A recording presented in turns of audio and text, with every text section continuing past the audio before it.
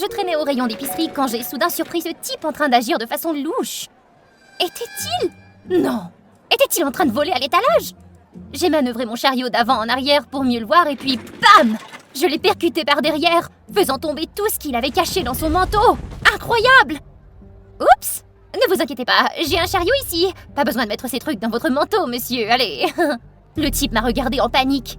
Et quand mon super frère, le plus cool de la planète, est arrivé en courant, le voleur m'a rapidement attrapé par le cou. Pas sympa! N'approchez pas plus près! Sinon... Sinon quoi, abruti? Je lui ai mordu le bras avec force, ce qui l'a fait hurler de douleur.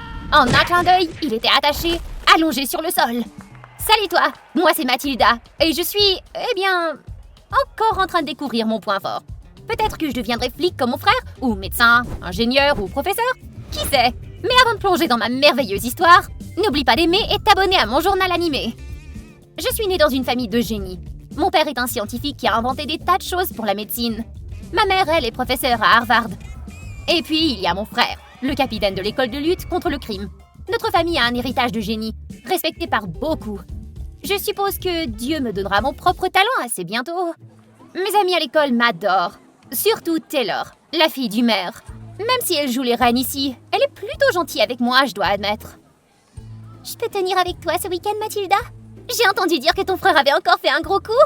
Un jour, quand j'étais complètement absorbée par le suivi d'une piste de fourmis, essayant de trouver leur nid. Honnêtement, les fourmis sont les créatures les plus travailleuses que je connaisse. Quelle perdante. Elle est comme la brebis galeuse dans une famille de super-héros, hein? Chut, pas si fort. On ne veut pas qu'elle sache qu'on se sert d'elle pour se rapprocher de son frère sexy officier. Quoi? Un mouton noir dans une famille de super-héros? Incroyable! Je n'ai juste pas encore été dotée de mon pouvoir. C'est tout. Attends un peu, toi, que je découvre mon pouvoir. Et ce jour-là, vous allez toutes me lécher les bottes, désespérées pour mon attention. Tu es hilarante, Mathilda. Peut-être que ton pouvoir est de faire rire les gens? Mieux que d'être une reine des abeilles autoproclamée. Taré! Attends un peu que je leur montre. Il faut que je découvre mon talent. Alors, j'ai décidé de commencer par gérer l'équipe de foot de l'école. Un bon début. J'avais l'habitude d'aller voir les matchs avec mon frère. Qui sait, j'ai peut-être un talent caché. J'ai cherché un livre de sport, mais je n'arrivais pas à atteindre l'étagère du haut. En désespoir de cause, j'ai grimpé, mais j'ai glissé. Juste avant que ma tête ne heurte le sol, quelqu'un m'a rattrapé. Pour un instant, j'ai vu son doux visage, et puis, il m'a échappé. Tu vas te casser la cheville en essayant de grimper sur cette étagère. Merci. Oh, on dirait que tu n'étudies pas beaucoup. C'est la première fois que je te vois ici. Mon visage est devenu rouge comme une betterave à cause de l'embarras. Ouais, je n'ai jamais vraiment fréquenté la bibliothèque de l'école et je n'ai jamais vraiment beaucoup lu non plus. Je suis Alvin. Mathilda. Il a fait un signe de la main et a disparu. Eh ben, ce n'est pas le type le plus sympathique et j'espère que c'est la dernière fois que je le vois. J'ai passé une nuit blanche avec ce livre et le lendemain, je me suis pavanée au milieu du terrain de foot où tous les beaux mecs s'entraînaient. Ils m'ont tous ignoré, sauf Zed, le capitaine que toutes les filles rêvent de fréquenter. Je lui ai lancé mon plus beau sourire alors qu'il s'approchait. Désolé, mais tu peux t'écarter, le jeu va commencer. Eh ben, ça s'est pas passé comme prévu. Oh, c'est encore toi? Oh, le gars de la bibliothèque, Albert. Non, Albert n'est pas mon nom. C'est Alvin. Alvin. Oups. Puis, sans crier gare, j'ai aperçu un chaton qui serpentait sur le terrain. Attention! Zed était sur le point de donner un coup de pied dans le ballon à l'endroit même où se trouvait le chaton. Sans réfléchir, je me suis précipitée sur le terrain. Mais j'ai accidentellement glissé sur l'herbe et malheureusement, j'ai frappé Zed. Zed est tombé raide et criait de douleur. J'ai brandi le chaton espérant que la vue de l'adorable créature expliquerait mon acte. Mais contre toute attente, son visage commença à prendre des couleurs et ses membres tremblaient de façon incontrôlée. Hein? Éloigne cette créature! Je suis allergique! Cours! Sors d'ici avant qu'il ne t'attrape! Tout s'est transformé en chaos et le match a été annulé. Et oui, depuis ce jour, mon visage a également été banni des abords du terrain de foot. Voilà pourquoi la gestion de l'équipe de foot n'est pas pour moi. Mais ça ne m'a pas arrêté de chercher mon super pouvoir. Je me suis mise à la peinture, mais ça n'a fait que déclencher un énorme débat à l'école. C'est clairement un tigre. Non, c'est un hippopotame. Et puis, la peinture est devenue virale en ligne. Et je n'aurais jamais pu imaginer que les choses deviennent aussi incontrôlables. Ils se sont entassés dans ma classe et m'ont mis un micro sous le nez. Alors, Mathilda, qu'est-ce que vous avez peint exactement? C'était un chien. Un chien rayé avec un gros ventre. C'est une première. Le rire m'ont donné envie de m'enfoncer dans le sol. Et juste comme ça, ma passion pour la peinture s'est éteinte. La peinture n'était pas une option, alors peut-être que la comédie était ma vocation. Grâce aux représentants de ma famille, j'ai rapidement décroché le rôle de Cendrillon. Tandis que Taylor, furieuse, a accepté de jouer la méchante marâtre. Nettoie le sol, fais-le briller. Taylor m'a poussé vers le bas en moulinant chaque mot. Profitait-elle de cette occasion pour régler ses comptes? Et une fois que tu auras fini, va à la cuisine. Ne laisse pas le prince voir ton visage. Assez de l'oppression! En colère, j'ai jeté le chiffon dans le seau d'eau. Je demande l'égalité pour toutes les héroïnes de contes de fées. Ce n'est pas dans le scénario, idiote! Taylor a sifflé en serrant les dents, essayant de remettre les choses sur la bonne voie. C'est alors que je me suis rendu compte que j'étais sur scène, sous le regard scrutateur d'un grand public. Ouais, Mathilda, c'est ça. Ma sœur est la meilleure. Après l'acclamation de mon frère, une vague d'applaudissements a éclaté. Mais je pouvais clairement voir mes parents essayer de se cacher le visage, honteux de leur fille. J'ai quitté la scène déprimée et j'ai croisé Z dans le couloir. Super, maintenant il va s'en prendre à moi à cause de ce coup de pied fatidique. Mathilda, je t'ai enfin trouvé. Oh, salut Z, ça fait longtemps qu'on s'est pas vu, ça va? J'allais bien jusqu'à ce que tu m'assommes. Je suis vraiment désolée pour ça. Voudrais-tu que je prenne responsabilité pour ça? Je suis prête à le faire. Je plaisante. Tout va très bien. Je te cherchais en fait pour te demander, voudrais-tu sortir avec moi? Qu'est-ce qu'il a dit? Le capitaine de l'équipe de foot veut me demander à moi de sortir? Oh oui! Nous avons commencé à sortir ensemble, nous accrochons l'un à l'autre comme des ombres, ce qui a rendu la plupart des lycéennes jalouses, surtout Taylor. Mais qu'est-ce qu'elle pouvait faire? C'est Z qui m'a avoué ses sentiments en premier. Un jour, alors que je rentrais chez moi, le bruit provenant d'un coin de la rue a attiré mon attention. Devant moi se trouvait un immeuble en flammes, et les pompiers n'étaient pas encore arrivés. Heureusement, la plupart des gens s'étaient déjà échappés. Hein? J'ai versé un seau d'eau sur ma tête et j'ai foncé dans le feu comme un super-héros. Et demain, je ferai la une des journaux partout, avec le gros titre.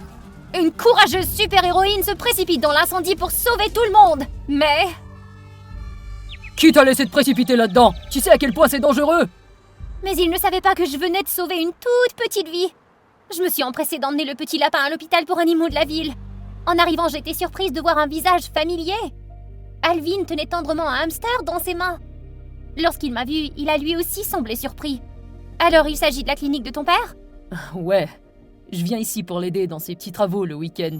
C'est à ce moment-là que j'ai réalisé qu'Alvin était vraiment un garçon au grand cœur et très gentil. Pendant ce temps, je continuais mes rendez-vous avec Z, même s'il n'était pas aussi amusant que je le pensais. Il s'est avéré que j'étais souvent la cible des plaisanteries de ses amis. Il me taquinait avec des dessins et m'arrachait même mon petit déjeuner. Oh chérie, tu ne vas pas manger cette cuisse de poulet, n'est-ce pas? Tu dois garder cette silhouette. J'ai fini par en avoir assez et j'ai décidé de lui dire après le cours. J'allais rompre avec lui. Mais quand je suis allée retrouver Z dans une salle de classe vide, j'ai assisté à une scène horrible. Z et Taylor s'embrassaient. Ils étaient donc dans le coup ensemble, se moquant de moi depuis le début, c'est ça? Mais je n'avais pas le temps de me morfondre dans la tristesse et je n'avais pas besoin de gaspiller mes pensées sur ce loser. Eh bien, il est temps de leur montrer qu'ils se sont trompés de filles. J'ai fait part de mon plan à Alvin et je lui ai demandé son aide. Ce soir-là, Z et Taylor faisaient une promenade romantique, main dans la main dans une rue déserte. Romantique? Pff, quelle impudence! Est-ce que c'est pas Mathilda? Qu'est-ce que cette loser fait ici? Curieux, ils ont suivi derrière moi. Mais j'ai disparu dans la brume. Le duo désemparé ne se doutait pas qu'ils allaient être confrontés à un désastre cauchemardesque. Alvin m'a fait signe et j'ai donné le coup d'envoi de notre plan de vengeance. Le son que Z craignait le plus résonna. Quoi? Pourquoi? Où sont-ils? Dans la rue faiblement éclairée, les ombres de minuscules créatures projetées sur le mur prenaient des formes monstrueuses. Sauve-moi, Taylor! J'ai peur! Quoi? Taylor s'est retournée pour voir Z qui tremblait de peur et qui fait pratiquement pipi dans son pantalon. Mais avant qu'elle ne puisse se retourner et partir, Z s'est levé d'un bond et s'est accroché fermement à elle. Sauve-moi! J'ai peur des chats! Éloigne-les! Alvin et moi n'avons pu que ricaner, rassembler les chats et laisser la ruelle derrière nous dans le chaos. Oh, éloigne-toi de moi! Toi et moi, c'est terminé! Allez, Taylor! Nous sommes retournés à l'hôpital pour animaux pour y déposer les chats, reconnaissant à nos complices sa fourrure d'avoir fait de notre plan un succès éclatant. Alvin et moi nous sommes regardés, fiers de ce que nous venions de faire. Soudain, il s'est approché de moi, un peu plus près, et puis... un bébé oiseau avec une aile cassée. Laisse-moi appeler mon père. Pas la peine, je m'en occupe. J'ai soigneusement désinfecté et bandé l'aile du petit oiseau. Il avait l'air si pitoyable. Tu sais, je crois que tu ferais une excellente vétérinaire.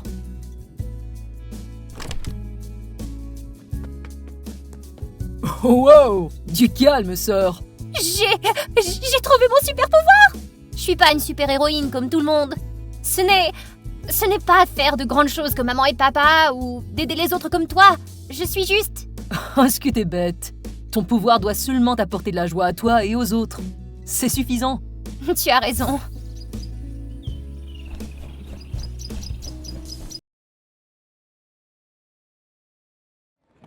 Un après-midi au parc, alors que je me précipitais pour retrouver Stella, ma chère sœur, je l'ai trouvée près du camion de glace.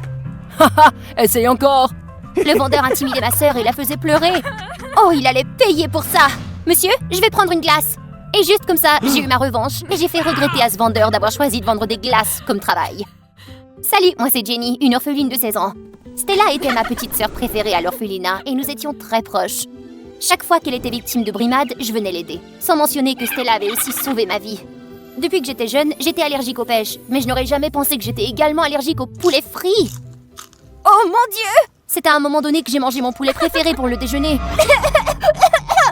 Jenny, ça va? Stella m'a alors tapoté le dos et m'a rapidement sauvée du danger. Bon sang, t'es allergique au poulet frit? J'ai eu peur pour ma vie et depuis j'ai arrêté de manger du poulet frit. Chaque fois qu'il y avait du poulet, je le donnais à Stella. Nous rêvions toutes les deux d'être adoptées, mais personne ne nous voulait. Jusqu'au jour où un couple riche est venu à l'orphelinat. Le père m'adorait et la mère aimait Stella. Je pensais que nous nous ferions toutes les deux adopter jusqu'à ce que Stella dise « Jenny, je pense avoir retrouvé ma mère biologique, mais j'en suis pas sûre. Tu pourrais m'aider ?» J'étais si heureuse pour elle. Elle m'a dit que sa mère avait un magasin de jouets et qu'elle voulait que je le confirme pour elle. J'ai peur. Tu pourrais aller lui parler pour moi? Bien sûr, ma sœur. Je suis entrée dans le beau magasin de jouets et j'étais sur le point d'entamer une conversation avec la propriétaire. Mais avant que je puisse commencer, elle m'a entraînée avec enthousiasme et m'a présenté toutes sortes de jouets. Elle m'a rempli les mains de poupées, de figurines, de super-héros et tout le reste. Elle était folle. J'ai beaucoup de belles choses, n'hésite pas à regarder. Oh, c'était si lourd. Au bout d'une demi-heure, j'en avais assez et je me suis impatientée. Et j'ai dit « Êtes-vous la mère de Stella ?» Quoi? Après avoir compris que j'étais fauchée et que je n'étais pas une cliente potentielle, elle m'a froidement mise à la porte. Oh, quelle perte de temps! Un enfant m'a dit que si je parvenais à t'intéresser aux jouets, tu achèterais tout le magasin. Maintenant, va-t'en! Un enfant? Est-ce qu'elle m'avait confondue avec quelqu'un? Quand je suis sortie, j'ai découvert avec effroi que Stella avait disparu. J'ai passé toute la nuit à la chercher, mais personne ne l'avait vue. Après plusieurs jours de recherche, bien que j'avais le cœur brisé, les religieuses de l'orphelinat n'ont curieusement pas cherché à retrouver Stella. Elles n'ont fait que me réconforter. Arrête de la chercher, elle a peut-être déjà trouvé une vie meilleure. Incapable d'accepter les faits, j'ai tout de même décidé que je retrouverais Stella toute seule. J'ai attendu de nombreuses fois dans le parc où nous avions l'habitude de jouer, mais je ne la voyais toujours pas. Jusqu'au jour où j'ai mis de côté rechercher Stella pour aller dans un lycée en Floride. J'ai rejoint le club de sciences et j'ai rencontré un garçon populaire qui s'appelait Max, que beaucoup d'élèves appelaient Monsieur Parfait. Max et moi sommes progressivement devenus de bons amis. Et au bout d'un certain temps, il m'a demandé s'il pouvait amener sa petite sœur pour passer du temps avec nous. Un jour, alors que j'attendais Max au centre de bowling depuis un moment, il est arrivé avec une étrangère. Jenny, voici ma sœur Paris. J'étais tellement choquée que mes jambes ont failli lâcher. La personne que je voyais n'était nulle autre que Stella. Stella a également été tellement surprise de me voir qu'elle a laissé tomber son sac Chanel. Stella, c'est moi, Jenny. Où étais-tu passée ces derniers temps? Curieusement, Stella m'a ignorée comme si elle ne m'avait pas reconnue. Elle m'a poussé de côté et je suis tombée dans la poitrine de Max.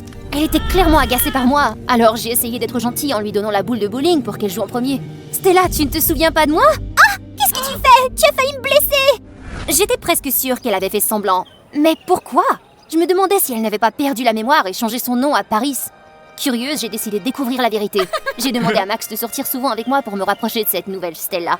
Le lendemain, nous sommes de nouveau sortis ensemble. Il m'a acheté un smoothie en attendant l'arrivée de Stella, mais quand je l'ai bu, j'ai découvert que c'était un smoothie à la pêche. J'ai eu une éruption cutanée et il a dû me ramener à la maison immédiatement. La journée était gâchée et je n'ai pas eu la chance de voir Stella. À l'approche de la Saint-Valentin, lorsque je suis passée devant la salle du club de sciences, j'ai vu Max s'efforcer de préparer un paquet cadeau en forme de cœur. Soudain, 2 membres du club m'ont poussé dans la salle et ont fermé la porte à clé. Mais Max était toujours concentré sur la boîte. Hé Jenny, tu viens de tester ça avec moi? Confuse, je me suis approchée. Il m'a dit d'essayer de pousser les dominos. Devant moi se trouvait une structure de dominos très élaborée. Elle se terminait par un marteau qui frappait doucement l'écran de projection. Sur l'écran, il y avait des photos de moi avec les mots « Veux-tu être ma Valentine ?» Oh non! Parce que j'ai demandé à Max de sortir avec moi, il avait malencontreusement compris que je voulais être plus qu'une amie. Je commençais à m'inquiéter quand soudain, un talon a volé vers la structure que Max avait préparée. C'était Stella! Elle m'a regardée avec colère. « T'es qu'une poisse !» Puis elle est partie furieuse. Mais qu'est-ce que c'est que cette histoire? Qu'est-ce qui tourne pas rond avec elle? Ce soir-là, Stella a tweeté qu'elle avait été trahie par la personne en qui elle avait le plus confiance. Elle a même dit du mal de moi. Elle a dit que lorsque j'étais plus jeune, je l'avais abandonnée pour des jouets. À cause de cela, je me suis fait attaquer en ligne par des inconnus. Quoi? J'aimais Stella, mais ce qu'elle me faisait vivre me mettait hors de moi. J'ai décidé de la forcer à dire la vérité. En arrivant à la piscine, Stella était là. Incapable de contenir ma colère, j'ai brandi le téléphone et je l'ai interrogée. « Pourquoi tu me détestes? Parce que t'es odieuse. Tout le monde t'aime et tu voles toujours tout ce que j'ai. » J'étais vraiment surprise qu'elle avoue tout. Il s'est avéré que c'est moi qui a été choisie pour être adoptée lorsque nous étions enfants. Sachant cela, Stella a soudoyé le commerçant pour qu'il me retienne au magasin de jouets afin que je ne retourne pas à l'orphelinat à temps. Comme Stella était la seule à y vivre, les parents de Max ont décidé de l'adopter. Les religieuses ne voulaient pas me faire de peine, alors elles ont caché ce secret. Même l'allergie au poulet frit a été inventée par Stella. Elle avait simplement saupoudré de la poudre de pêche dans mon poulet frit. Puis Stella m'a poussée vers la piscine. Tout le monde t'aime, même Max, que j'aime le plus. Je te déteste! Jusqu'alors, je m'étais toujours reproché d'avoir perdu Stella. Mais contre toute attente, c'était son plan à elle. Elle s'apprêtait à me pousser, mais elle a trébuché. Au secours, j'ai une crampe! Sans hésiter, j'ai sauté pour la sauver. Max l'a également entendu crier de loin et s'est précipité pour l'aider. J'ai tiré Stella vers le rivage et je lui ai dit avec colère « C'est la dernière fois que je te traite gentiment, Stella! Ne me laisse plus jamais te voir, compris ?» En fin de compte, Stella n'avait pas réussi à gagner l'amour et l'attention de Max. Quant à moi, je pouvais enfin me débarrasser de la culpabilité que j'éprouvais d'avoir perdu ma sœur. Max continue à me poursuivre. Il est gentil, alors peut-être qu'un jour, je lui donnerai bien une chance. Freya, c'est l'heure de te réveiller. Oh, c'est quoi ce bruit? Dès que j'ai ouvert les yeux, j'ai vu le visage d'une étrangère à quelques centimètres du mien. Bon matin, Freya. Qui es-tu? Je suis ta mère, Freya. Une inconnue s'était introduite dans ma chambre et me demandait de l'appeler maman. Qu'est-ce qui se passe? Salut, je m'appelle Freya, j'ai 16 ans. Avant de nous plonger dans cette histoire de montagne russe, n'oublie pas d'aimer et de t'abonner à mon journal animé. Mon père est un génie de la technologie, célèbre pour avoir créé des robots intelligents et tout ce qui est cool. Mais soyons réalistes, ces robots lui ont volé tout son temps. Ce type vit pratiquement dans son labo et je suis presque sûre qu'il passe plus de temps avec ses machines qu'avec moi. Quant à ma mère, tout ce que je sais d'elle, ce sont les histoires pas terribles que mon père m'a racontées. Une femme qui nous a abandonnés, papa et moi. L'attention des parents? Ouais, c'est quelque chose que j'ai toujours voulu discrètement, mais que je n'ai jamais eu. Et puis, sans crier gare, je me réveille avec cette femme dans ma chambre qui prétend être ma mère. J'étais secouée, puis carrément terrifiée. Sors d'ici! Papa! Aide-moi! Qu'est-ce qui se passe, Freya? Cette dame vient de faire irruption ici et dit qu'elle est ma mère! Oh! Du calme, Freya. Je voulais que ce soit une surprise. Je te présente Robot Anna, ma dernière création. Je l'ai conçue pour toi. Pour moi? Oui, Anna est programmée pour être la mère parfaite. Elle connaît toutes tes choses préférées et te comprend mieux que quiconque. Honnêtement, elle est 1 million de fois meilleure que ta mère biologique. Maintenant, vous devriez passer un peu de temps ensemble, j'ai du travail à faire. Avant d'avoir pu comprendre ce qui se passait, papa était parti, me laissant seule avec cette maman robot.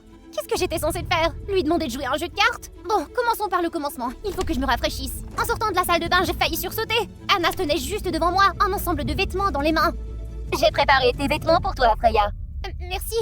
Après m'être changée, je l'ai retrouvée dans la cuisine. L'odeur des crêpes m'a fait l'effet d'une étreinte chaleureuse. Voilà, c'est l'heure du petit déjeuner. J'ai regardé l'horloge. Ouais, exactement comme prévu. Papa avait vraiment réussi sa programmation. Je me suis assise et elle a placé une assiette de crêpes à la banane avec du miel et un verre de lait chaud devant moi. J'ai pris une bouchée. Bon sang, ces crêpes sont délicieuses. Merci, maman. Et juste comme ça, j'ai soudainement eu une maman dans ma vie. Je ne vais pas mentir, c'était plutôt sympa. Anna s'est occupée de moi comme une pro. Chaque matin, elle choisissait mes vêtements, me brossait les cheveux et préparait mes repas préférés. Le soir venu, elle me bordait avec sa routine habituelle de bonne nuit. Dors bien, Freya.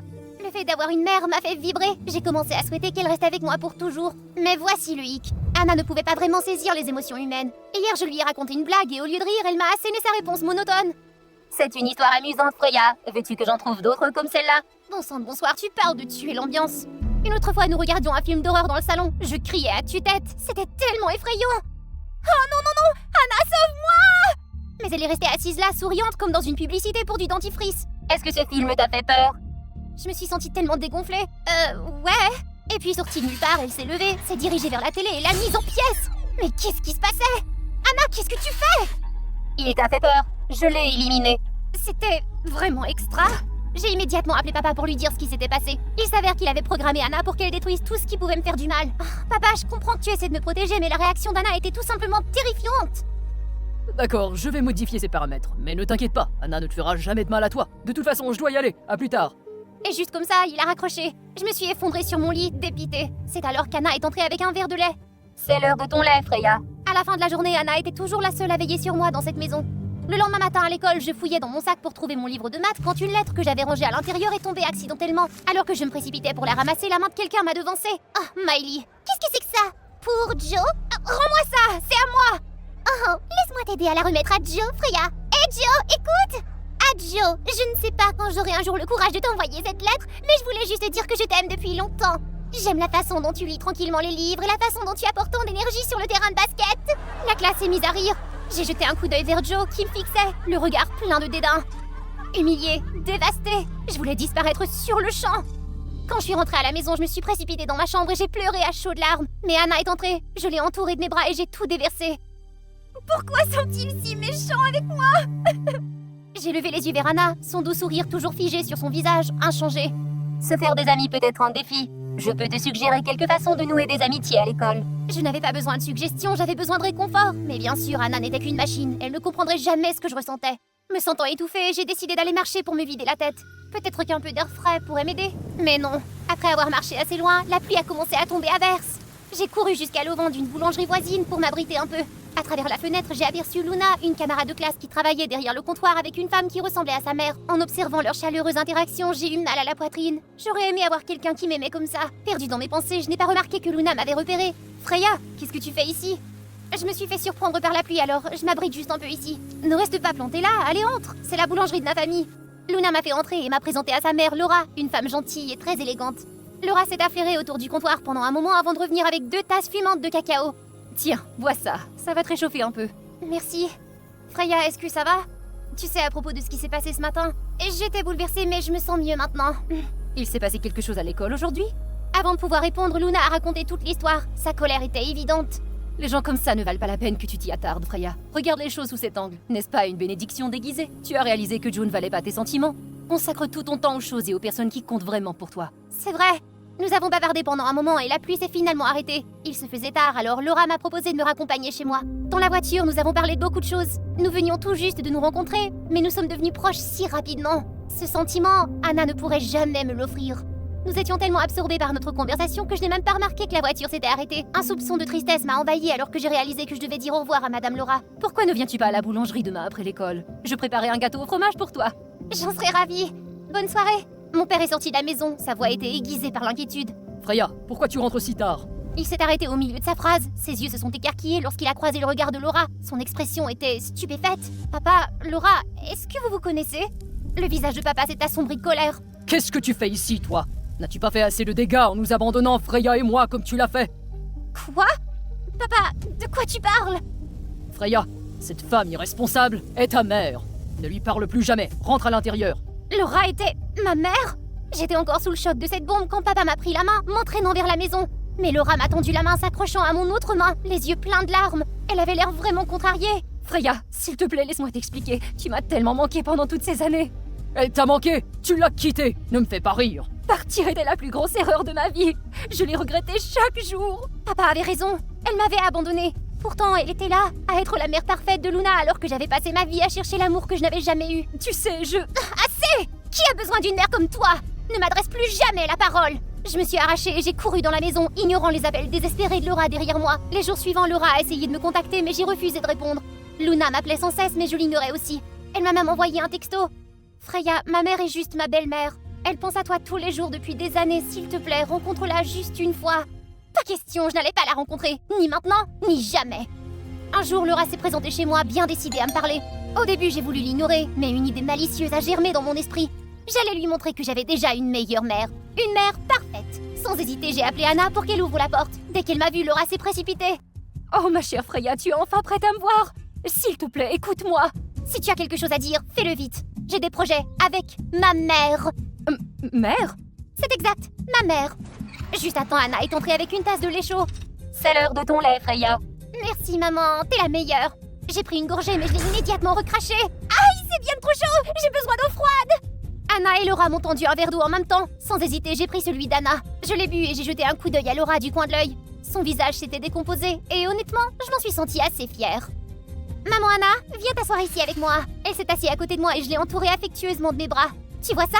Je suis parfaitement à l'aise avec ma mère Anna. Elle est meilleure que tu ne le sauras jamais. Il ne s'est pas passé un jour ces dernières années où tu ne m'as pas manqué, chérie. Arrête! Ne fais pas comme si tu tenais tant à moi. Quand j'ai eu besoin de toi, où étais-tu, hein? En train d'être la mère parfaite de Luna. La douleur et le ressentiment que j'avais refoulés sont sortis. Les larmes coulaient sur mon visage de façon incontrôlable. Va-t'en! Je vais plus jamais te revoir! Oh, s'il te plaît, Freya, laisse-moi t'expliquer. J'ai retiré mon bras de son emprise, mais dans ma précipitation, j'ai trébuché et je suis tombée à la renverse. Laura a voulu m'aider, mais Anna lui a barré la route. Tu as blessé Freya. Les souvenirs du jour où Anna a cassé la télévision me sont revenus à l'esprit. Elle était sur le point d'attaquer Laura. Anna, arrête! J'ai dit arrête! Laura, sors d'ici, vite! Cours! Anna a balancé son bras vers Laura, mais Laura a réussi à l'esquiver de justesse. Elle m'a attrapé la main essayant de m'éloigner, mais Anna s'est rapidement interposée. Au moment où Anna allait lancer une nouvelle attaque, Laura a attrapé son bras et s'est tournée vers moi. Freya, cours! Tout de suite! Laura n'était pas aussi forte qu'Anna. Je voyais bien qu'elle était en danger. À ce moment-là, mon père a franchi la porte. Je me suis sentie soulagée, enfin! Papa, aide-nous! Qu'est-ce qui se passe ici? Papa s'est précipité et a appuyé sur l'interrupteur d'Anna. Elle s'est instantanément figée. Tout était enfin immobile. Laura m'a immédiatement serrée dans ses bras. Oh Freya, est-ce que tu vas bien? Je ne pouvais même pas parler. Je me suis simplement accrochée à elle et j'ai pleuré. Les choses auraient pu très mal tourner si papa n'était pas arrivé juste à temps. Mes parents se sont assis ensemble et pour la première fois, ils ont discuté. Tous les malentendus du passé ont été mis à nu. Il y a des années, maman était partie parce qu'elle ne supportait plus l'obsession de mon père pour son travail. Mais lorsqu'elle a regretté sa décision et a essayé de revenir, elle a découvert que nous avions déménagé et elle a perdu tout contact avec nous. Et papa avait été tellement blessé qu'elle nous ait quittés. Il a créé Anna pour combler le vide, espérant me donner la mère parfaite que je n'avais jamais eue. Je suis tellement désolée. J'aurais dû réfléchir plus longuement à l'époque. Non, c'est de ma faute. Si j'avais été plus attentif à toi, tu n'aurais pas ressenti le besoin de partir. Freya, je suis désolé aussi. Je réalise maintenant qu'aucune machine ne pourrait jamais remplacer un vrai parent. Honnêtement, je suis reconnaissante à Anna. Je chérirai toujours les souvenirs que j'ai eus avec elle, mais je préférais vous avoir tous les deux ici avec moi. Je te promets, Freya, que je ne te quitterai plus jamais, chérie. Laura, à partir de maintenant, soyons partenaires, de bons amis, et occupons-nous de notre fille ensemble. J'ai vu beaucoup de films d'horreur sur des histoires de vivre avec des cadavres, de la nécrophilie, ou même de parler aux squelettes sèches. Je me sens tellement effrayé chaque fois que j'y pense. Je n'ai jamais pensé que cela arriverait chez moi. Je suis sûr que vous serez curieux de savoir comment ce film d'horreur réel est arrivé à ma famille. Je suis Tim. J'ai grandi dans une maison heureuse. Tout le monde a toujours admiré la vie amoureuse de mes parents. Mon père aimait beaucoup ma mère. Peu importe le nombre d'années passées, elle était un ange dans ses yeux. Mais, son passage a tout changé. Dans cette nuit fatidique, j'avais 10 ans. Et mon père n'avait pas dîné à la maison. Il est venu à la maison de Monsieur Brown pour rejoindre la nouvelle fête de la maison. Ce jour-là, il a pu revoir ses amis proches. Je ne savais pas à quel point il a bu, il m'a simplement appelé pour dire qu'il ne pouvait pas rentrer chez lui et il dormait à la maison de Monsieur Brown. Au milieu de la nuit, j'ai entendu un sondeur dans le salon. Ma mère était sur le sol, serrant sa poitrine de douleur. Elle avait tellement mal qu'elle ne pouvait pas parler fort, et tout ce que je pouvais faire était d'appeler son nom. Pendant ce temps, elle m'a dit d'appeler mon père. Mais j'ai fait des dizaines d'appels et il n'a pas attrapé le téléphone. Je viens d'entendre le son d'attente de l'autre côté. Peut-être qu'il buvait trop et il s'est endormi afin qu'il ne pouvait pas entendre le téléphone sonner. Cette crise cardiaque a pris ma mère de ma famille pour toujours.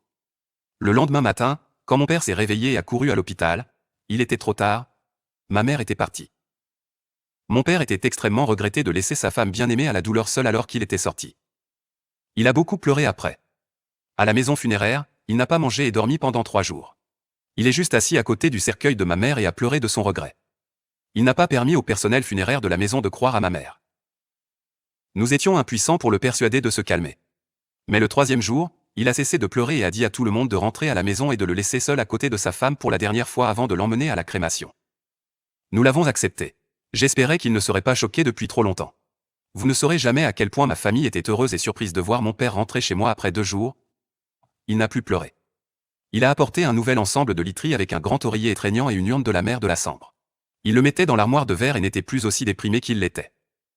Je pensais qu'il était meilleur, alors je ne l'ai pas dérangé. Mon père était un homme solitaire et difficile à approcher, à cause de la nature de son travail. Il est un inventeur. Alors quand j'étais jeune, il m'a toujours appris à ne pas entrer dans sa chambre. C'est là qu'il a fait beaucoup de recherches et contenait de nombreux documents importants. Il ne voulait pas que quelqu'un perturbe son espace de travail privé. Puisque ma mère était partie, mon père a travaillé plus, il s'est enfermé dans la chambre toute la journée. Je savais à quel point il était seul quand il n'avait pas dû sortir ni prévu de remarquer une femme pendant une longue période. Parfois, quand je suis entré et j'ai regardé sa chambre, j'ai toujours vu l'oreiller étreignant sur son lit. Il devait être triste et j'ai beaucoup manqué ma mère. Chaque nuit après le travail, il vient de rentrer à la maison et n'est plus sorti, car après la nuit ma mère est morte. Mon père a juré de ne jamais sortir la nuit. Il ne voulait pas que quiconque le quitte sans qu'il puisse être là-bas. Pendant un moment, ma sœur et moi avons senti quelque chose de mauvais dans la maison, nous pensions simplement que c'était une souris morte. Après quelques jours de recherche, je savais que cette odeur venait de la chambre de papa. Je pensais que peut-être sans ma mère, il n'a pas nettoyé la chambre et la laissa sentir comme ça. Mais peu importe la façon dont nous avons insisté, il l'a toujours laissé être. Cette odeur s'est toujours attardée dans ma maison au fil des ans, mais chaque fois que nous nous plaignions, mon père a acheté plus de poudre déodorante et l'étendit dans toute la pièce. Un jour, quand il était trop insupportable, je me suis faufilé dans la chambre de mon père et j'ai essayé de trouver la source. Mais il m'a repéré, m'a frappé, et même menacé de me frapper. Depuis ce jour-là, il a acheté une nouvelle serrure pour empêcher toute personne d'entrer dans sa chambre. C'était comme ça depuis 10 ans. J'ai grandi, et mon père s'affaiblissait. De nombreuses maladies tourmentaient son corps. Une nuit, sa crise d'asthme est revenue et il a toussé si fort qu'il ne pouvait plus respirer. J'ai entendu quelques cris faibles de la chambre de mon père. Nous avons dû le conduire à l'hôpital. Le sentiment de panique était le même que lorsque je faisais face à la crise cardiaque de ma mère il y a 10 ans. Le médecin a suggéré à mon père de rester à l'hôpital pendant un mois pour soigner ses poumons. J'ai dû tout préparer pour mon papa en ce mois difficile. Je suis retourné dans sa chambre pour emballer quelques-uns de ses effets personnels à apporter à l'hôpital. Et c'était aussi la première fois en 10 ans depuis la mort de ma mère que j'entrais dans sa chambre. La chambre de l'homme solitaire était si froide, effrayante, en désordre et avait une odeur désagréable. J'ai enlevé toutes les couvertures qui étaient sales pour la lessive. L'oreiller qu'il aimait était toujours là. J'ai dû retirer la tête d'oreiller car elle était trop sale. Mais au moment où je l'ai sortie, une scène horrible m'a abasourdi. Il y avait une statue de cire avec la forme et l'apparence très similaire à ma mère à l'intérieur de l'oreiller câlin. J'avais peur de devenir sans voix. J'ai essayé de toucher légèrement la statue de cire et j'ai levé son bras. Il s'est immédiatement cassé. Mon Dieu! Tout à l'intérieur n'était pas de la cire, c'était des ossements humains qui se décomposaient. Donc, depuis 10 ans, mon père tient ce squelette à son chevet. Incroyable! Je suis venu à la vitrine où le pot de cendre de ma mère a été placé pour le contrôle. C'était vraiment choquant, le pot de cendre était complètement vide. J'ai couru rapidement à l'hôpital pour tout demander à mon père. Était-il réel qu'il ait laissé le corps de ma mère dans la pièce? J'espère que la réponse était non. Mais après m'avoir entendu poser des questions sur le squelette dans son oreiller, il s'est levé, a arraché la conduite d'eau, a plongé hors du lit et a couru chez lui, paniqué, les pieds nus. Mon père s'est précipité dans sa chambre et a serré très fort la statue de cire. Il était comme un fou. Il cria. « Dégagez du chemin. Éloigne-toi, ne l'emmène nulle part. Laisse ma femme être à mes côtés. » Il s'est avéré qu'il avait momifié ma mère en secret, l'avait emmenée chez lui et l'avait mise sur le lit à côté de lui pour la tenir tous les soirs. Le pot de cendre était tout simplement faux. Ma sœur et moi étions horrifiés, nous avons constamment crié pour le persuader de nous laisser incinérer le corps de ma mère et de la laisser reposer en paix. Il a pleuré fort et a serré le corps dans ses bras avec panique. Cette scène était comme le moment où il a appris la mort de sa femme il y a 10 ans. C'était si douloureux à regarder.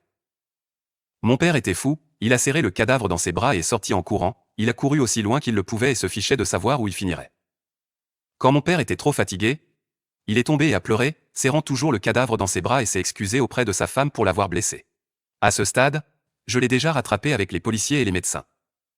Ils l'ont persuadé de la laisser se reposer et de laisser son cadavre être enterré au lieu de la laisser se décomposer ainsi.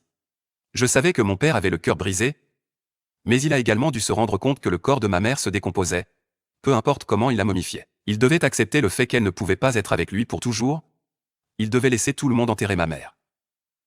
Les jours suivants avec mon père ont été si difficiles. Il a dû vivre sans sa femme à ses côtés. Il s'est juste assis tranquillement près de la fenêtre, a serré la photo de sa femme dans ses bras et a détourné le regard. J'ai passé plus de temps à discuter avec lui. Je l'ai aussi laissé rejoindre les clubs des personnes âgées, jouer aux échecs ou danser. C'est peut-être un peu dur au début, mais je crois que mon père va se calmer et retrouver une vie heureuse bientôt. J'espère que ma mère au paradis bénira son mari à travers cette douleur rapidement. Amara, je sais que tu es fâchée, mais tu dois comprendre que j'essaie de faire ce qu'il y a de mieux pour toi. Ce qu'il y a de mieux, mon œil. Me coller dans cette foire d'empoigne au milieu de nulle part, c'est ça ton idée de m'aider? Attention, tante autoritaire, je m'en vais. Roulement de tambour, s'il vous plaît. Voici mon invention. C'est en fait une caméra, mais à la pointe de la technologie. D'accord, mettons-le en marche. Mon bidule s'est mis à rugir comme une mini-fusée et a filé tout droit par la fenêtre. Amara, qu'est-ce que c'est que ce bruit? Oh, il va falloir m'activer plus vite. Mais est-ce que c'est une personne? J'ai dirigé ma fusée vers cette personne, mais il a décidé de s'arrêter en plein vol et de s'écraser sur la tête du garçon. Oups! Amara, qu'est-ce qui se passe ici? Oh, rien du tout. À part, tu sais, assommer accidentellement un garçon en essayant et en échouant de m'échapper de l'antre de ma tante sorcière pour retrouver ma vraie mère. Salut mes amis observateurs d'étoiles, c'est ta fille Amara, et aujourd'hui nous allons au-delà des nuages. C'est cool, pas vrai? N'oublie pas d'aimer et de t'abonner. Depuis que je suis toute petite, je souffre de dyslexie. Cela rendait l'apprentissage difficile, mais ma mère, une prof de neurosciences super cool, a toujours trouvé des moyens créatifs pour m'aider. Pour elle, je n'étais pas défectueuse, juste unique en mon genre. Elle rendait les études amusantes. Elle dessinait des diagrammes, construisait des Legos, écrivait avec du sel et rappelait les leçons sur des rythmes entraînants. Honnêtement, s'il y a un M&M dans les études, une légende du rap, c'est bien ma mère. C'est grâce à elle que je suis tombée amoureuse de l'astronomie. À l'âge de 5 ans, je pouvais nommer toutes les planètes. À 10 ans, je comprenais les trous noirs.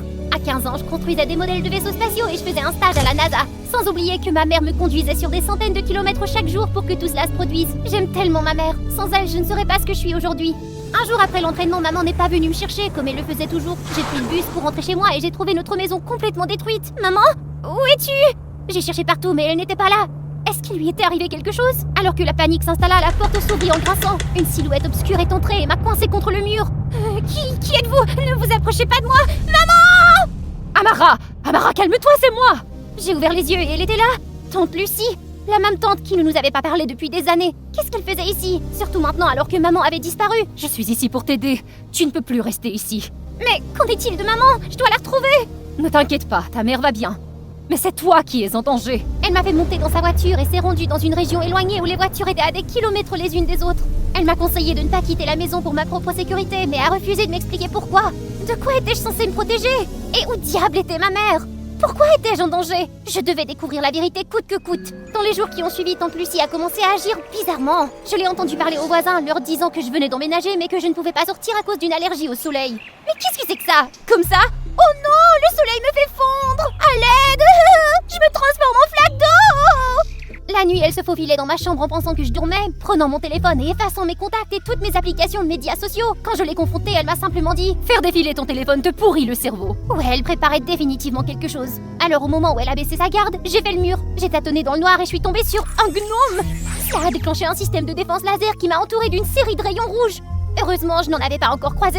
Mais ensuite, une mouche a bourdonné sur mon nez. J'ai éternué si fort que je me suis écrasée au sol. Les alarmes ont retenti comme si je venais de pénétrer dans Fort Knox. Tante Lucie a alors détruit tout mon matériel d'astronomie.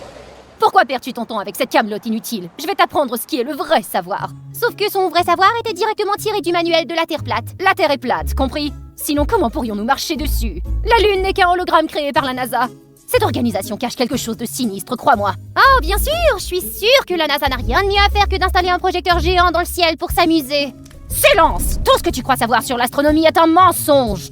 Elle se lança dans une diatribe. Les météores et les comètes sont des vaisseaux spatiaux secrets. Les trous noirs sont des portails vers d'autres dimensions. L'anneau de Saturne est faux. Oh, et apparemment une planète mystérieuse se cache quelque part à l'intérieur de la Terre. C'est bien l'asile? Ouais, pourriez-vous passer prendre ma tante dès que possible? Tante Lucie m'arracha le téléphone et le jeta par la fenêtre. Les téléphones causent aussi le cancer. C'est interdit dans cette maison à partir d'aujourd'hui. Puis elle a jeté une pile de livres bizarres et m'a ordonné de tous les lire. Ils étaient écrits dans un langage inconnu que je n'arrivais pas à déchiffrer. J'ai à peine parcouru quelques pages avant de m'évanouir sur mon bureau. Puis quand tante Lucie est venue me voir... Tu n'as même pas pu finir quelques livres. Es-tu vraiment le génie dont ta mère se vantait? Eh bien peut-être que si les livres n'étaient pas complètement faux. Des excuses, des excuses. Ça y est, j'en ai assez! J'ai sorti le lecteur de texte que maman m'avait donné pour prouver que les livres étaient absurdes, mais tante Lucie me l'a arraché des mains et l'a mise en pièces. Pourquoi as-tu fait ça? C'était un cadeau de maman! Je ne peux pas te laisser l'utiliser pour la contacter. J'essaie seulement de te protéger. Me protéger? J'en ai besoin pour lire! Je suis dyslexique, tante Lucie! Oh voyons, Amara, comment pourrais-tu être dyslexique? Parce que je suis née comme ça! Mais ça n'importe pas, tu ne me croiras jamais de toute façon. Tante Lucie m'a jeté un regard plein de pitié. Je n'en pouvais plus. Je me suis précipitée dans ma chambre, j'ai claqué ma porte et je me suis enfermée. Ma mère me manquait tellement et il était hors de question que je reste dans cette prison une seconde de plus. Je devais trouver un moyen de sortir. Cette nuit-là, je n'ai pas fermé l'œil. Au lieu de cela, j'ai fouillé la maison à la recherche de matériaux pour construire mon petit bidule. Et tu sais déjà comment ça s'est terminé? Je me suis écrasée contre un type au hasard et j'ai risqué de me faire attraper par ma tante, qui a fait irruption en soupirant lourdement. Je sais que j'ai été dure avec toi, je suis désolée. À propos de ta dyslexie, Je lui ai parlé à contre-cœur de ma maladie et de la façon dont ma mère m'avait aidé à la surmonter. Cela n'a fait qu'inquiéter encore plus tante Lucie. Elle m'a promis qu'une fois que tout cela serait terminé, elle apprendrait à mieux me soutenir et me rendre ma liberté. Mais elle a oublié de mentionner quand. Puis elle est partie en claquant la porte. Oh, c'est tellement frustrant! Aïe, mais qu'est-ce que... J'ai regardé sous mon lit et j'en ai sorti un cadre photo poussiéreux. C'était une photo de tante Lucie avec un petit enfant de 5 ans peut-être. Elle avait l'air si heureuse sur cette photo. À ce moment-là, j'ai entendu un bruit derrière ma fenêtre. Un cambrioleur? Dès qu'ils ont levé la tête, je les ai poussés du rebord. Ça leur apprendra ça. Sauf que ce n'était pas un cambrioleur, c'était le type que j'avais assommé tout à l'heure. Il s'avère qu'il m'avait vu lancer le drone et qu'il est venu ici pour me régler mon compte. Attends, comment tu fais pour passer le système d'alarme? Tu es une tortue ninja ou quelque chose? s'il te plaît, mon père est le shérif local et j'ai été entraîné pour ce genre de choses depuis que je suis enfant. Et toi, t'es qui? Je ne t'ai jamais vu dans le coin auparavant. Oui, c'est parce que je viens d'emménager ici, en quelque sorte. Il s'appelait Ted et il avait l'air digne de confiance, alors je lui ai tout raconté. Si je comprends bien, tu es enfermé ici et tu essaies de t'échapper? Bizarre. Lucie a toujours été si gentille, je ne peux pas croire qu'elle ferait ça. Attends, tu connais ma tante? Est-ce que tu reconnais l'enfant sur cette photo? Oui, je la reconnais. C'est une histoire triste en fait. Il a expliqué que tante Lucie a eu un enfant qu'elle aimait profondément, mais celui-ci est décédé des suites d'une maladie. Elle n'a plus jamais été la même après ça. Je me suis sentie mal pour elle. Peut-être qu'elle avait le cœur tellement brisé qu'elle voulait me garder près d'elle comme une sorte de remplacement. Ted était d'accord avec ma théorie et m'a suggéré de jouer le jeu pour l'instant. Et il a promis de m'aider à m'échapper et de retrouver ma mère. Le jour suivant, il m'a amené un talkie-walkie pour que nous puissions rester en contact. Cela faisait une éternité que je n'avais pas parlé à quelqu'un qui me comprenait, et cela m'a aidé à me sentir de mieux en mieux. Il m'a même apporté des gadgets sympas pour que je puisse continuer à étudier l'astronomie. Bien sûr, chaque fois que tante Lucie venait, je devais tout cacher sous mon lit. Un soir, alors que je dessinais des étoiles près de la fenêtre, une voiture de police s'est arrêtée devant la maison. Amara, tu es en état d'arrestation pour être resté trop longtemps dans ta maison. Allons voir la comète que tu ne verras qu'une fois dans ta vie. Je n'ai pas pu m'empêcher de rire. J'ai pris une pancarte et je l'ai agitée en retour. Attends, laisse-moi voir si tante Lucie dort. Je me suis faufilée dans sa chambre et je l'ai trouvée profondément endormie. Je suis sortie, j'ai franchi le système d'alarme et avec Ted, nous sommes partis dans la nuit. Le ciel était à couper le souffle. Oh, la voilà, la comète, une fois tous les 1000 ans, qui traversait les cieux. J'ai raconté à Ted tout ce que je savais à ce sujet, mais il m'a regardé fixement, abasourdi. C'est alors qu'un professeur d'astronomie bien connu s'est approché de moi, visiblement impressionné. Il s'est présenté et m'a invité à visiter son labo de recherche tout proche. Un rêve devenu réalité. J'ai immédiatement acquiescé. C'est alors que des phares m'ont aveuglé. Une silhouette familière est sortie. Oh non, c'était le grincheux en personne qui était venu tout cacher. Comment peux-tu être aussi imprudente, sortir en cachette au milieu de la nuit? Et si quelque chose t'était arrivé? Qu'est-ce qui pourrait m'arriver? Le pire qui m'est arrivé, c'est toi! C'est toi qui caches mon identité et qui me garde enfermée comme une prisonnière! Je ne suis pas ton enfant perdu! C'est exact! Cette femme a des problèmes! Que quelqu'un appelle les autorités et me sort d'ici! Arrête de dire des bêtises! Tu rentres à la maison tout de suite! Elle m'a poussée dans la voiture. Pendant tout le trajet du retour, elle n'a pas dit un mot. Quand nous sommes arrivés à la maison, elle s'est effondrée en larmes. N'essaie pas de me culpabiliser, je sais tout! Tu ne sais rien! C'est ta mère qui est dangereuse! Elle travaille pour une organisation illégale qui fait des expériences sur des cerveaux! Elle essayait de faire de toi un sujet de test! Je me suis figée, incapable de croire ce que j'entendais. Tu dis que la gentillesse de ma mère n'était qu'un stratagème pour m'utiliser? C'est la vérité, je suis désolée! Non, ne me touche pas! Je suis partie en trompe dans ma chambre. Ça ne pouvait pas être vrai. Ma mère, la personne qui m'aimait le plus, était une scientifique folle. Non! Tante Lucie devait mentir. J'ai attrapé le talkie-walkie qui se trouvait sous mon lit et j'ai appelé Ted, le suppliant de trouver des infos sur ma mère. J'avais besoin de réponses venant directement d'elle. Quelques minutes plus tard, Ted m'a envoyé une adresse. Amara, n'y va pas toute seule. Attends-moi, d'accord? J'ai raccroché, mais avant qu'il ne puisse terminer, j'ai sorti de la maison en courant. Je n'ai pas pris la peine de me faufiler. J'ai passé les alarmes laser, j'ai sauté dans la voiture de tante Lucie et j'ai filé. En suivant le traceur, je suis arrivée à un vieil entrepôt au fond des bois. Qu'est-ce que je fais maintenant? Je suppose que me faufiler à l'intérieur était la seule option. Oh, maman était là! Mon cœur a fait un bond et j'ai couru vers elle, mais la réalité m'a frappée comme un mur de briques. La pièce était remplie de modèles de cerveau, de tableaux de recherche farfelus et, écoutez cela, de véritables scientifiques fous. Horrifiée, j'ai trébuché en arrière. Amara, qu'est-ce que tu fais ici? Maman, tante Lucie dit que tu travailles pour des méchants. Mais elle a tort, pas vrai? Oh chérie, alors tu as finalement compris? Je suppose que ça ne sert plus à rien faire semblant. Saisissez-la! Avant de pouvoir réagir, une nuée de scientifiques fous m'a attrapée. J'avais le cœur trop brisé pour résister. Maman, pourquoi? Comment tu peux me faire ça? Je croyais que tu m'aimais! Oh, bien sûr que je t'aime, chérie. Tout ça, c'est pour toi? Ne veux-tu pas être la plus grande génie du monde? Elle m'a mis une cagoule noire sur la tête. L'instant d'après, des sirènes de police retentissaient à l'extérieur. Ne bougez plus, vous êtes en état d'arrestation. Les personnes autour de moi ont été menottées et emmenées. Quelqu'un s'approchait de moi et a retiré ma cagoule. Amara, est-ce que tu vas bien? Oh, ma chérie. Je me suis effondrée dans les bras de tante Lucie, pleurant de façon incontrôlable en regardant la police escorter ma mère et son équipe. Mon cœur avait l'impression d'avoir été brisé en 1000 morceaux. Pendant des jours, j'ai été perdue dans le brouillard. Je venais de perdre ma mère, la personne qui m'était le plus importante. Qu'est-ce que j'allais faire maintenant? Chérie, comment te sens-tu? Je t'ai fait un peu de soupe. Essaie-en quelques bouchées. J'ai secoué la tête, la bouche sèche comme de la poussière. Tante Lucie, je suis vraiment désolée pour tous les problèmes que j'ai causés. Oh non, chérie, rien de tout cela n'est ta faute. Tu as été manipulée par quelqu'un en qui tu avais confiance. Chaque fois que j'y pense, mon cœur se brise pour toi. Tante Lucie, comment je devrais vivre ma vie maintenant? Si tu veux, tu peux rester ici avec moi. Je te promets que je ne te contrôlerai plus comme avant. Et j'apprendrai à t'aider avec ta dyslexie. Voudrais-tu aussi m'aider? Bien sûr que si. Nous nous sommes serrés dans les bras, pleurant toutes les deux à chaudes larmes. Soudain, il y eut un bruit à la fenêtre. Je ne voulais pas vous déranger. Je voulais t'apporter du matériel d'astronomie. Wow! Tante Lucie et moi avons éclaté de rire. Pour la première fois depuis ce qui me semblait être une éternité, je ressentais une lueur d'espoir. Quelque chose me disait que cette nouvelle vie allait être tout sauf ennuyeuse.